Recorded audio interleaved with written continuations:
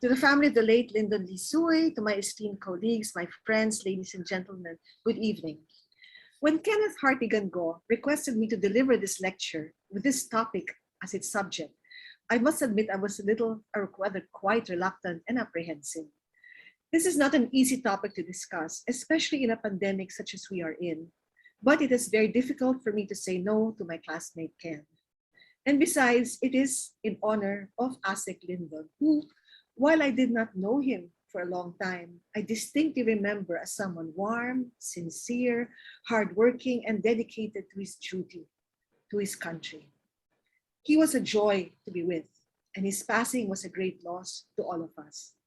And so, despite my reluctance, I accepted the invitation of Ken to deliver this lecture. It is to honor a fallen... Existing isolation rooms for suspected cases in wards and emergency rooms. Recommendations for these findings include retrofitting and long-term infrastructure investments for infection and prevention control. Anyone in the DOH now? With regard to PPEs, the wearing of PPEs with incorrect sizes. Some sorry, let's have some ground rules. Please turn off your video. Sorry, your microphone for the moment. As we sorry. All right. I think I go ahead, Miguitas. Go ahead, sir. May I continue? Okay. Please. It was actually ASEC Lyndon. Okay. So because of all of this that Lyndon is, okay, it is to honor a fallen colleague, a member, a fellow worker in this vineyard called healthcare. And I'm certain he would have appreciated the importance of the topic, and this is why I accepted. At this point, I'd like to acknowledge the people I have collaborated with. This is just a small portion of the work we have done called Philippine Agenda, Health Agenda 2022 and beyond. Dr. S.P. Cabral, Dr. Ken Hartigan Go, and myself. So this is just a very, very small snippet of what we have been doing. I have no conflict of interest to declare in connection with this lecture. The COVID-19 pandemic wreaked havoc on the whole world, but it also brought to light many of the weaknesses of our healthcare delivery system. We never really had a strong healthcare delivery system, and we were hoping that our Universal Healthcare Act would fix a lot of the problems. Then the pandemic struck, and while we were able to trudge along, get by despite the bad systems, substandard public health delivery, poor compensation for healthcare workers, stagnation, and unmet needs prior to the pandemic, all of these came back to haunt us when the pandemic struck. But as in any crisis, this pandemic has also been an opportunity for learning, for growth, and positive change. And a lot depends on how we respond to the crisis. It is in this spirit that I deliver this talk. I commend the men and women of the Department of Health who have been working very hard throughout the pandemic. I have many friends among your career officers and staff, and I'm aware that you are stressed and overworked. After all, the DOH is supposed to be the lead organization tasked to respond to this pandemic. And there are many parts of the response that are effective, and we need to acknowledge this, especially in the absence of any playbook. Number one, the town hall meetings. This is one such thing that has helped a lot to get the various stakeholders in healthcare on the same page. These should continue as part of the new normal. And we have to maximize our virtual ability, internet, etc., to keep communicating with each other. The regular afternoon briefings of USEC Rosette Vergere are also important. The establishment of and composition and performance of the vaccine expert panel and other panels as well. Although sometimes too many committees can confuse things, and a lot depends on the person who makes a decision on top. The One Hospital Command. Although it is impossible to keep track of the real-time availability of beds in a surge such as we are in now, the One Hospital Command in essence is a good concept. It is one of the innovations that should continue in a better normal. It can be a source of information as to where patients can go for procedures, which hospitals still have rooms, where difficult to find medicines are still available in hospital pharmacies. The permutations of the uses of the One Hospital Command are enormous. Then we have the strict prioritization of vaccines using the priority groups. This needed a lot of political will, and it was done. And I also am happy about the special privileges and limits put in place for fully vaccinated versus non-vaccinated. So these are good and should be commended. But there are also many things that we can do better, not only for this crisis, but for the future. And I speak tonight as a healthcare professional who has been in practice for 34 years, who has worked with the DOH as a consultant, advisor, who has collaborated on laws and projects. Especially as an IBank, as the founder of the IBank, I've been working with the DOH for more than 25 years. I'm also speaking as one who once served as an officer of PhilHealth. And I'm speaking as a thinking Filipino who wants to see better days for this benighted country and who has not given up on this dream. And I think most of us have not given up on this dream. So let me start. It all begins with the right leader. A DOH for a better normal will need the right leader. Before we can speak of any specific reforms, we need to address the matter of leadership. It starts with leadership. And while the change cannot happen without the right president, something we are working and praying for, the right Secretary of Health is essential. And we hope to even come close to the DOH and the healthcare we Filipinos deserve. So what are the characteristics of a good Secretary of Health? First of all, commitment to national and public welfare above personal or political interest. Competence, understanding of the social determinants of health, understanding evolving science concepts, understanding systems and operations, management principles, understanding servant leadership, particularly in crisis situations. A good Secretary of Health, a leader, will have compassion and other characteristics that define a good human being, such as integrity, honesty, humility, accountability, and ethical behavior. I want to zero in on accountability, as it is necessary for a leader to be accountable in order for that person to be effective and to empower the people under him or her. A leader should be able to say, an accountable leader should be able to say, I'm responsible. The buck stops here. I will never make my people do what I myself am not willing to do. My committees can only recommend. I decide after studying all options, and I have your back. This is what an accountable leader, an empowering leader can say with conviction. A leader who habitually throws his or her subordinates under the bus is not an accountable leader, and it's not a leader we need for a new DOH. Accountability and integrity. It will prevent the wanton disregard for the protection of public funds and prevent the obscene profiteering by individuals or groups of individuals while we suffer through this pandemic or any other health crisis in the future. Accountability and compassion. This will enable us to have the right priorities, to value the life and service of our healthcare workers manifested by their timely and just compensation. So that it all starts with a leader. When we have all of that, we have to first have that. Only then can we hope to have the rest of the things I'm going to discuss tonight. Next is sensible health regulation system that is measured by results rather than just words or fund spends. No? You can have all the endless seminars, but if there are no results, then it's not a sensible health regulation system. And this sensible health regulation system will enable us to minimize red tape and increase transparency, increase efficiency and reduce wastage, encourage interagency cooperation and remove redundancy, remove confusing and inconsistent policies, and promote learning and overcome stagnation. So some details. Minimize red tape and increase transparency. I think this is a motherhood statement that is nobody can say is wrong. No? Do not make it difficult for people, for countries, for business entities to help us. Lessen consideration for business interests and put public welfare ahead of all considerations. Once this is done, then there's clarity of thought and decisions can be made quicker. What could have been if we had less red tape and increased transparency?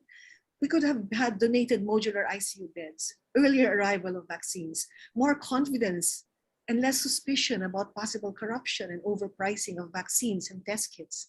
We could have had more timely decision-making that could have ensured more testing facilities at an earlier time. I don't think I have to remind everybody about the fiasco in the early days. Okay? Now, A sensible health regulation system will also enable us to increase efficiency and reduce wastage. An example of this is the supply chain management, which has not been addressed really properly up to today. No? There have been so many studies on supply chain management. Now, what is supply chain management? This refers to the process of choosing, bidding, procurement, transport, storage, distribution, prescription, utilization, and disposal of medicines. And there have been so many studies, commission studies, donated studies on how we can improve. But year in and year out, or every year, we are still confronted with the COA talking about expired medicines, talking about nabubulok na gamot in bodegas, while many barangays, barangay health centers, barangay units are still saying that we don't have enough medicines. So we have nabubulok, we have stored medicines, and we have a lack on the ground. We need to address the supply chain management. The DOH will have to learn how to buy in bulk, order in advance. We can actually modify or amend the procurement law. No, it should not be an excuse. I think any good president whose heart is with the people will see that to be able for the DOH to procure in advance based on previous experience, one must amend the procurement law. And I think the right president will do that and make it a priority. There must be the DOH must adopt a system, a software to be able to do an inventory of first in, first out. So simple. And we have all the technology to do it. We even have Unilab, we even have Zwellig. We have so many agencies that are willing and have the capacity to do this. We just have to work with them. Okay? This is just one aspect where we can increase efficiency and reduce wastage. Another one. Okay, encourage interagency cooperation and remove redundancy. And we're talking about, this an example, is accreditation of hospitals. Is yearly accreditation of hospitals really necessary?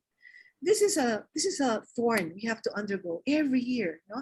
We have always to, even our PhilHealth benefits, our PhilHealth accreditation, our PhilHealth is delayed because of the delay and the necessity for yearly accreditation. You know, some of us are JCI accredited, Joint Commission International. They accredit only every 3 years. And this is the highest international accreditation for all hospitals. If they can do it, why can't we do it? Accreditation every 3 years, maybe with the stipulation that any sentinel event or red flag will warrant an investigation and possible suspension of accreditation. Have feedback mechanisms. PhilHealth can certainly work with the Department of Health. Are there fraudulent red flags? Is there fraud? Is there a high nosocomial infection rate? You can do spot checks without having to accredit every year. No? And there must be strict rules on what the DOH auditors can and cannot do to prevent harassment and extortion, because there are already complaints. Can the auditors tell you that because your room is not big, is too small, or your architecture is not this way, we cannot accredit you? There must be a limit to what they can do. Our country has already increased the validity of our passport from 5 years to 10 years, driver's license from 3 years to 5 years. Perhaps we can do the same for the DOH. These are things we can do because internationally they're doing it. And it's really not necessary to every year do the same thing again and again. Now, cooperation between the agencies or among the agencies within the DOH, something we should be doing more of, okay? And I'd like to share an experience of ours with Ken Harticango during the time of Secretary Gadun, and I was the head executive staff of PhilHealth. When I entered PhilHealth, we had this perennial problem we saw of abuse in cataract surgery, illegal recruitment of patients, with the recruiters were already dictating to the doctors which intraocular lenses to use. And many of them were already smuggled, no regulation. Many didn't even have know where they came from. So there was no way our government, our FDA, or even our patients could run after the people who distributed the lenses if there was something that went wrong. So this is a lens inserted inside the eye. Imagine there was no regulation. Okay, there were some good ones who registered, but because of the rampant illegal recruitment and that they were being taken over already by syndicates, they were mostly smuggled. A lot of them were smuggled. So what did we do? We issued this circular. on the guidelines on the diagnosis and management of uncomplicated cataract surgery. That's okay, but what was the most important part? And I want to read it. No? Only Philippine FDA registered intraocular lenses, devices, etc. could be used. Fine, you can always say that, doesn't make them follow, but this is what made them follow. All intraocular lenses that are worth their while, which are legitimate, have stickers that come with them. The stickers contain the grade of the power of the lens, the brand, the serial number, okay? And we have a ID where we put that so the patient knows this is my lens inside my eye. We require that this same sticker be placed in the operative technique and the CF2. The CF2 is what you use to collect from PhilHealth. Unless we see that, PhilHealth will not pay you. So that caused a big stir. And I remember the day the circular came out, people were calling us frantic. Paano yan? Walang sticker yung aming IOL. Sabi namin, lagyan nyo ng ano, gupitin nyo yung box, lagyan nyo yung, kasi even the box has all this information. Stick the box a label in the CF2. Photocopy. Wala kasi siya, ano bang brand ng IOL ninyo? Wala rin siyang brand. In other words, these were the smuggled lenses coming in plastic bags from God knows where. So, with one move, we achieved a lot of good. We ensured greater safety of patients. We removed the power of syndicates over the doctors because no decent manufacturer of the IOLs will deal with the syndicates. We lessened the fraud. We awarded legitimate IOL distributors. We improved FDA regulation. We assured accountability. It entailed really close coordination. Every time there was a distributor that got accredited, got their certificate, we were informed in PhilHealth and we informed the ophthalmology community. Simple lang eh. And then, but we had to keep evolving our IT system because, you know, they always find ways. For example, some were using the same stickers for more than one patient. So we had a way of checking if the serial numbers was used again. Then it was not again reimbursed. So these things can happen. No? And the problem is sometimes in government, you're in the same office, you're in the same floor. It's so hard to get people to talk. So difficult. We should change that. Another thing we can do is remove confusing and inconsistent policies that make life more difficult and result in more wasted funds. And this is happening now under the COVID response. And I'd like to quote and present this article, this piece written by Attorney Joel Butuyan. He's a columnist for the Inquirer, but he also happens to be the husband of the mayor of Mayor Tin of Alcala in Isabela, and both of them got COVID. And I'd like to just read this part. When someone shows symptoms of the virus, she is first subjected to an antigen test by the local government at the cost of 800 pesos. Then the national government, through the Department of Health, then makes a confirmatory RT-PCR at the cost of 3,800. That's a total cost of 4,600 per person just to confirm what she is already experiencing. That much is spent with no treatment or vaccine yet that will address the illness. Positive result in a symptomatic person. All the rules of the WHO and the DOH and their circulars, as I will show you later, say that a positive antigen test in a symptomatic person and in their close contacts is already confirmatory. You do not need to reconfirm with an RT-PCR. So why is still this much? Why is an additional amount being spent? This is the latest update from Dr. Marisa Alejandria. Again, you confirm case definition. This is again the circular from memo from DOH. So DOH and WHO are in one in the logical interpretation of a positive antigen test in symptomatics and close contacts. Very important, especially in a surge. Okay, they are final. No need for confirmatory PCR. If it's a negative test in a symptomatic, then you need a confirmatory, but not when it's already a positive. So in other words, they all agree to the old saying that if it looks like a duck, walks like a duck, and quacks like a duck, it is a duck. Okay? So bakit pa pinagagastos ng extra na sila mismo nagsasabi, hindi naman kailangan. Pero dun sa probinsya, sinasabi rin nila na kailangan. So anong dahilan? The discrepancies and wasted funds don't stop with the diagnosis. It is also rampant in discharging patients and allowing them to reintegrate into the community. Why are RT-PCR still required of recovered patients when it has been deemed unnecessary, except for here, immunocompromised adults? No? For a long time now, since November, there was already a DOH memo, okay? And it's again a rule, even of the WHO. So I can quote, I can show you all these memos. So this is again from the article of Attorney Butuan. It increases, no? Okay, compare the 4,600 testing expense with 1,300 cost of 2-dose vaccine per the government's own estimates. The amount we spend to test one person is equivalent to a cost of vaccinating 3.5 individuals. It increases to 6.5 individuals who should benefit from vaccination instead, because government spends another 3/8 for another RT-PCR before a person is certified virus-free. Again, the DOH in the provinces goes against the DOH circulars and memos of Central. So that's a whopping cost of 8,400 to test a single person instead of being used to vaccinate 6.5 individuals. 800 becomes 8.5 because of tests that the DOH and WHO policies say are no longer necessary to properly diagnose and determine recovery of a COVID-19 patient. A whopping difference of 7,700 per person, enough to vaccinate 6.5 persons or spend for more oxygen tanks, medicines, high flow O2 cannulas, etc., etc., etc. You know, I see that Raymond Law is here. You know, their group, our group even, the Project Art Group, Jeanette Garin, they were pushing for pool testing. All kinds of testing have their role, okay? Individual PCR testing has its role. Pool testing has a role when you have a low reproductive rate and you want to test as many people as possible. Antigens have a role when you have a surge, you have a high reproductive number in the community and you want results right away, you have a lot of symptomatics. Why waste money? Hirap na nga ang tao, pinahihirapan pa. Then even the lowly antibody test of high sensitivity and specificity can help in seroprevalence studies, okay? So as long as they know how to use the test strategically, we can do so much more. A sensible health regulation system would promote learning and overcome stagnation.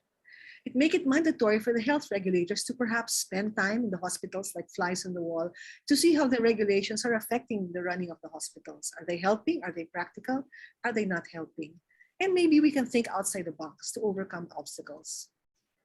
Now, herd immunity. It is defined as, it is known also as population immunity. It's the indirect protection from an infectious disease that happens when a population is immune either through vaccination or immune developed through previous infection. Of course, we all support achieving herd immunity through vaccination, not by purposely allowing a disease to spread through any segment of the population, as this would result in unnecessary cases and deaths, and it would make our health system collapse. That's very true, okay? But in many developing countries like the Philippines, where vaccines are not readily available, there's a surges like now due to Delta, where they come in clusters. We know there is underreporting of cases, and definitely underreporting. There's continuous devastation of our economy because able-bodied Filipinos who are not immunocompromised are confined to quarantine even after recovering fully from COVID-19. What else can we do? Aside from twiddling our fingers and desperately waiting for more vaccines and just quarantining and quarantining no end. What else can we do? Various studies, both peer-reviewed and preprint, have shown that those who have recovered, okay, or what you call seropositive individuals who have recovered from COVID, one vaccine is all they need to achieve high levels of protection against reinfection, hospitalization, and death, proven over by several studies, and I have them here. These are just 3 of them. The recovered also achieve the same or even higher levels of antibodies after just 1 dose as the infection-naive individuals after 2 doses. So you start at a certain level, the recovered has already a baseline of high antibodies, the naive does not. You give them 1 vaccine and they have, the recovered has a much higher antibody production than the one who never got infected. When you give them a 2nd dose, the one that never got infected only reaches the same level as the one who got infected after the 1st dose. And there's no difference. In other words, you only need 1 dose to achieve the same level as 2 doses in those who have been infected. This is a major possible strategy that we can use. No? In fact, Israel has decided to just vaccinate those recovered from infection once. And you can actually vaccinate much more. But first you have to know who got infected. Another thing is when you have less vaccines, the ratio of vaccine to the population is lower, then it becomes even more important to consider serological status with the other prioritizations such as age, risk, etc., in determining who gets infected, who gets vaccinated. That way you can also spread your vaccines further. Those who already got infected, just give them one. Then you can actually use the ones, give the 2 doses to those who really need them, the vulnerable and those who never had infections. 2 studies in preprint from Israel have shown that natural immunity from COVID-19 infection appears to render stronger and lasting protection against reinfection, hospitalization, and death than vaccines.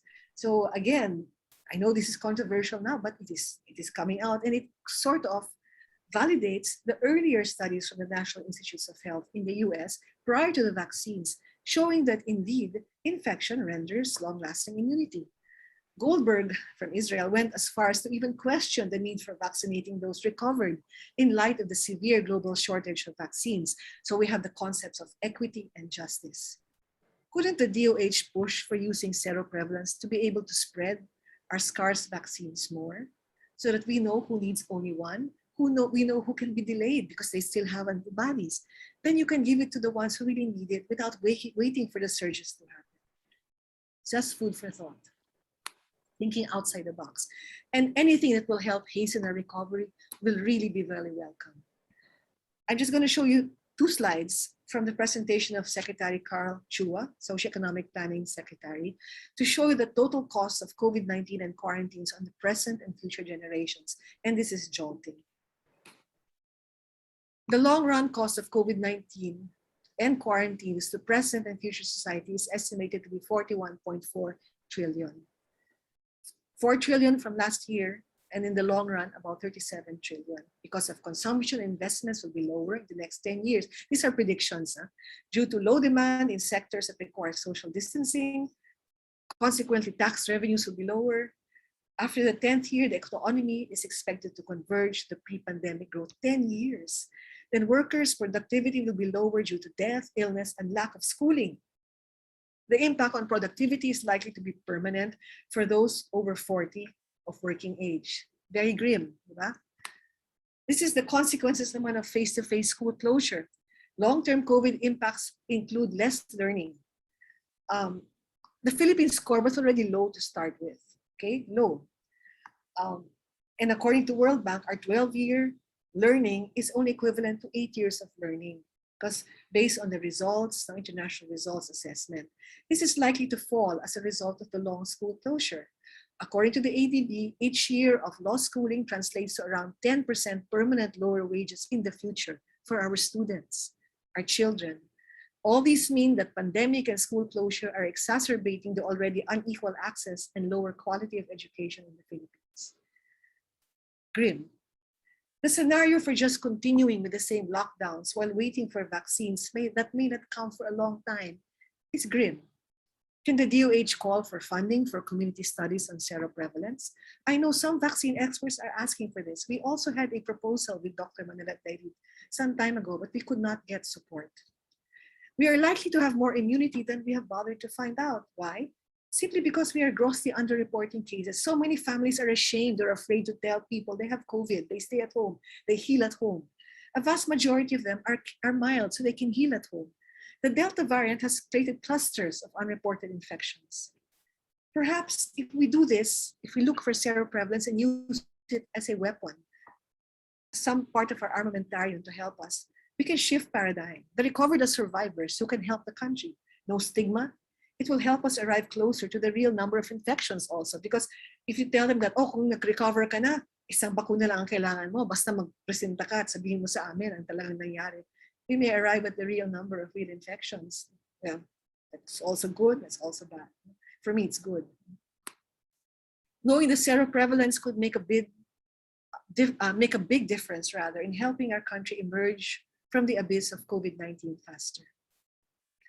Now, after we do the health regulation, the sensible health regulations, DOH must closely coordinate with other line agencies as a matter of policy, not only per project, but as a matter of policy. DOH and DILG should really, really closely coordinate. Now we have a devolved system. So they must establish deliverables of LGUs for which they will be accountable, specific deliverables that the LG and DOH will say, okay, you are evolved, you're autonomous, but this is the minimum that you have to deliver.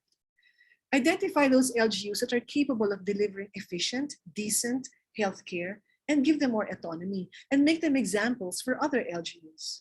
Identify the LGUs that need more help and closer supervision and give them this, more help, closer supervision, and even financial help. Establish a monitoring system, maybe a community satisfaction tool. When I was in PhilHealth, I said maybe we can have a Hall of Fame, Hall of Shame, I don't know, maybe just a Hall of Fame. So people will see, hey, kaya pala nitong LGU, bakit tayo hindi? Anong ginawa nilang tama? Recognize those LGUs delivering exemplary service. Let people know who they are and what they are doing. DOH must also closely coordinate with other agencies such as Department of Education. We must strategize to make face-to-face learning happen soonest. You know, if we don't have any concrete plans, by the end of September, only the Philippines and Venezuela would be the only two countries in the world that would not have any plans to have face-to-face, who have not reopened anything at all, just the two of us in the world. DOH and DepEd must strengthen school feeding programs for malnutrition. It's already there, but we can further strengthen it. We must also use the schools to monitor any children who may be in danger because of abusive and dangerous homes. And the rate of abuse is rising because of the pandemic and the lockdowns and the frustration and the joblessness. The DOH and the DepEd must incorporate health literacy in the curriculum. And this must include skills for being able to discern truth from fake news. This is a very important skill, and we must start at a very young age. Then the third agency that I can mention tonight, the DOH and the DICT, it's a relationship yet to be maximized. No? Consultation, teleconsultation for patients in areas that lack the necessary specialists.